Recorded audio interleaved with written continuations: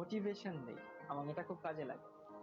পৃথিবীতে যারা সফল হয়, সফল হওয়ার তো অনেক মূল মন্ত্র থাকে, সফল হওয়ার অনেক ওয়ে থাকতে পারে।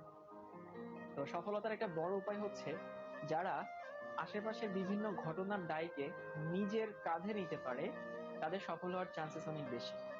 এখন প্রশ্ন আসতে পারে, ভাইয়া আশেপাশের দায়কে নিজের কাঁধে নেওয়া মানে আসলে কি?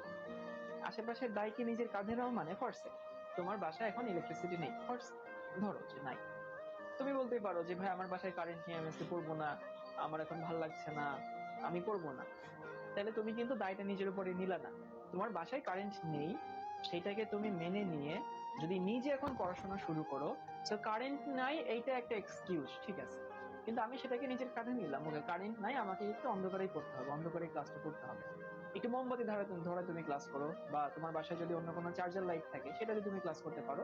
তো এটা হচ্ছে একটা ফ্যাক্ট, যে আশেপাশের দায়কে নিজের উপরে নেওয়া। অথবা ধরো তোমার পাশে তোমার একটা বন্ধু আছে যার ফ্যামিলি থেকে তাকে প্রচুর সাপোর্ট দেয়, তাদের ফ্যামিলি ধরো অনেক সলভেন্ট, তার জন্য অনেক ভালো টিচার রাখতে পারে, তার জন্য অনেক বাসায় টিচার রাখছে, এরকম কিন্তু হতে পারে। কিন্তু তোমার ফ্যামিলিতে ধরো সেই সামর্থ্য নাই, সবার ফ্যামিলিতে থাকে না। তো তুমি করতেই পারো যে আমার আব্বু আম্মা আমাকে অনেক ভালো টিচার দিচ্ছে না, আমি অনেক ভালো খাবার দাবার খেতে পারছি না, আমি ভালো স্কুলে পড়তে পারছি না, তার মানে আমার পড়াশোনা খারাপ হবে।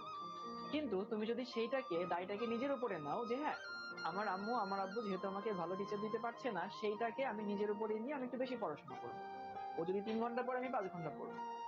অথবা ধরো যে তোমার আব্বু আম্মু তোমার জন্য অনেক দামি জামা কাপড় দিতে পারছে না, অনেক ভালো খাবার দিতে পারছে না, এরকম হতে পারে। তুমি যদি সেটাকে নিজের কাঁধে নিয়ে তুমি যদি ওইটা মিটিগেট করার জন্য বা ওই জিনিসটাকে তুমি নর্মাল করার জন্য বা ওইটাকে মেটানোর জন্য তুমি যদি আরেকটু ভালো পড়াশোনা করো, দেখবে এই জিনিসটা কিন্তু মেনে নিবে।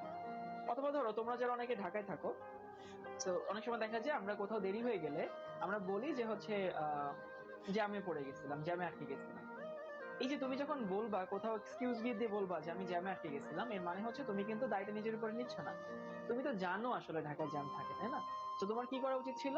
তোমার একটু আগে রওনা হওয়া উচিত ছিল, বাসা থেকে একটু আগে বের হয়ে তারপরে তুমি সময় মতো এখানে আসতা।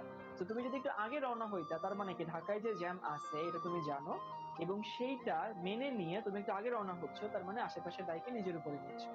তো এটা একটু মনে রাখবা যে লাইফে যারা শাইন করে, এখানে ম্যাক্সিমাম মানুষ এবং বিভিন্ন প্রতিবন্ধকতা আমাদের থাকে, বিভিন্ন লিমিটেশন থাকে, এগুলো কিন্তু আমরা আমাদের হাতে থাকে না আর কি। So আমরা পরিশ্রম দিয়ে ওইটাকে আসলে মিটিগেট করতে পারি। আরেকটু কথা তোমাদেরকে বলি, যে ধরো পৃথিবীতে মানুষ শাইন করার পেছনে যে কোনো সেক্টরে 3টা 4টা প্যারামিটার আছে। এই 4টা প্যারামিটারের মাধ্যমে মানুষ লাইফে সফল হয় যে কোনো সেক্টরে। একটা হচ্ছে তার মেধা, কিছু মানুষ বাইবর্ন অনেক মেধাবী থাকে।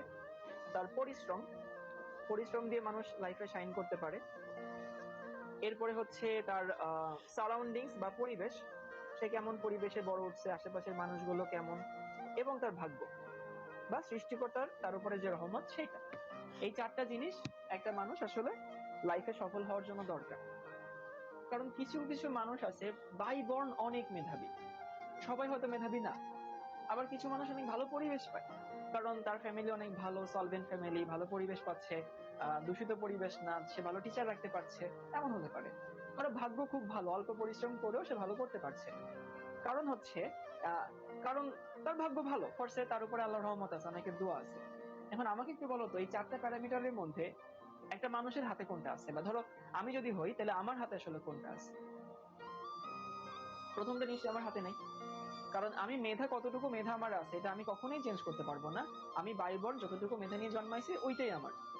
আমি পরিবেশটা চেঞ্জ করতে পারবো না, কারণ আমার আশেপাশে পরিবেশ আমার ফ্যামিলি দিবে, আমার সমাজ দেবে, এখন সেটাও তো আমি চেঞ্জ করতে পারবো না, আমার ভাগ্যটাকে আমি চেঞ্জ করতে পারবো না। তো আমরা আসলে আমাদের হাতে আছে হচ্ছে এই 2 নাম্বারটা পরিশ্রম। সেই জন্য কখনো যদি মনে করো যে তোমাকে সাকসেসফুল হতে হবে, যেহেতু এই 3টাও অনেক বড় প্রভাব রাখে, বাট ওই 3টা আমাদের হাতে নাই, আমাদের হাতে আছে পরিশ্রম। তুমি যে কোনো সেক্টর, তুমি পড়াশোনা করো, তুমি বিজনেস করো, তুমি জব করো, তুমি যাই করো, তুমি যদি পরিশ্রম না করো, সেখানে যদি মেহনত না দাও, সেখানে কি তুমি ভালো করবে না? এই যে কিছুক্ষণ আগে কে জানি বললো কেমিস্ট্রি বোরিং, কেমিস্ট্রি বোরিং কিন্তু পড়তে হয়। এই যে বললাম না, তোমাকে আসলে মেনে নিতে হবে কেমিস্ট্রি বোরিং, বাট পড়তে হবে। তোমার কাছে মনে হতে পারে যে হ্যাঁ আমি আহ আমার ফ্যামিলি ভাইয়া ভালো টিচার দিচ্ছে না, আমাকে ভালো টিচার পাচ্ছি না, আমি আমার বন্ধু তো বাসায় টিচার দেখে পড়ে। তো ফ্যাক্ট হচ্ছে তোমাকে মেনে নিয়ে তারপরে পরিশ্রম করতে হবে, এই জিনিসগুলো একটু মাথায় রাখবা। সাফল্যের কোনো শর্টকাট নাই, পরিশ্রমের কোনো ওয়ে নাই, ওর কোনো অল্টারনেট নাই। সাফল্য পরিশ্রম দিয়ে আসে। হ্যাঁ, কিছু মানুষের মেধাবী থাকে, এটা খুবই এক্সেপশনাল কেস। কিছু মানুষের পরিবেশ অনেক ভালো থাকে, সেটাও খুবই এক্সেপশনাল কেস। কিছু মানুষের ভাগ্য অনেক ভালো থাকে, সেটা এক্সেপশনাল কেস। বাট দিন শেষে দেখবা পৃথিবীতে যারা সফল হয়েছে ম্যাক্সিমাম মানুষ আসলে পরিশ্রম ছিল। ওকে।